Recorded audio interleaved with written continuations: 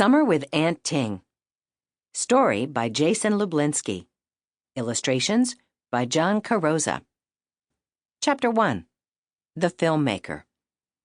More than anything else, Sophie Chang thought of herself as a filmmaker. Filmmaking was her passion. Admittedly, none of Sophie's films had ever been shown in a movie theater, nor had any of her films ever run longer than 10 minutes. They rarely contained sets, costumes, or what people would consider real special effects. In Sophie's defense, she was only 11 years old and had yet to start 6th grade. No one could have confused her with a seasoned Hollywood veteran. Why should Sophie have cared what others thought about her as a filmmaker anyway? She was too busy working on her movies to worry about her image. Sophie got together each Saturday morning with her friends, Jorge and Alice, to write their movies' screenplays. They all lived on Lucas Lane in the quiet New Jersey town of North Albert, so meeting was easy. Being on the same street also helped their films' transportation budgets, which rarely exceeded $0. They shot their films in the afternoons after the completion of their screenplays. Jorge and Alice acted, while Sophie directed, worked the cameras, and arranged the special effects.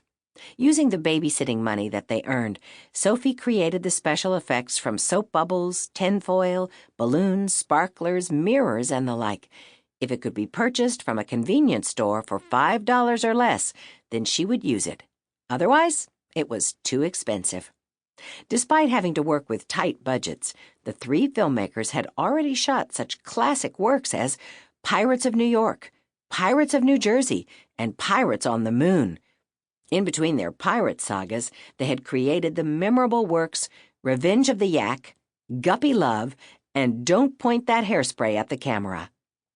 It was a great feeling to be making movies all the time. Sophie couldn't imagine anything else making her feel as good.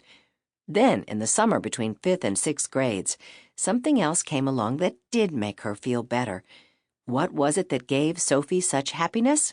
It was assisting, with the crucial help of her filmmaking associates, Alice and Jorge, her Aunt Ting, as she learned how to read and write English. The story of how Sophie and her friends became Aunt Ting's tutors began in early June, near the end of the school year.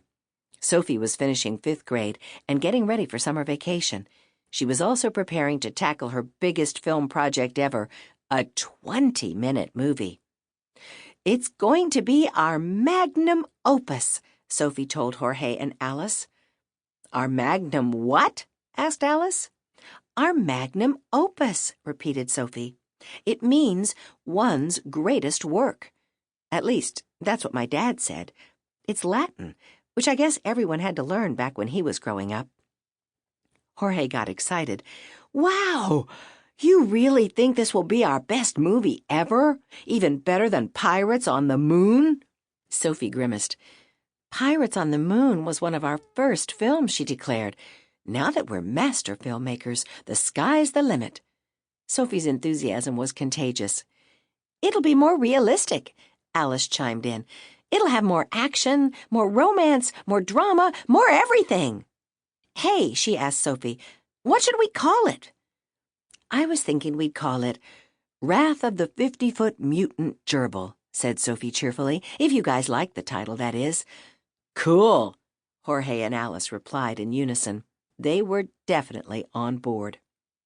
Over the next 2 Saturday mornings, the three friends co-wrote the screenplay for Wrath of the 50-Foot Mutant Gerbil, or, as they like to call it, WOFFMG. "WOFFMG is going to be the best movie ever," said Jorge. It was the first Saturday of the 2-week screenplay writing process. The three friends were sitting in Sophie's bedroom discussing how to write an intense action sequence. They often drew inspiration from Sophie's bedroom decorations.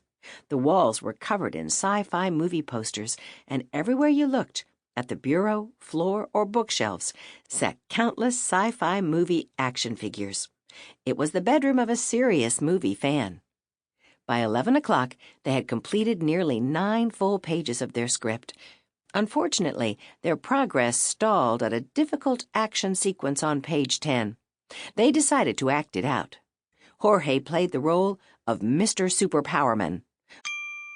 Sample complete. Ready to continue?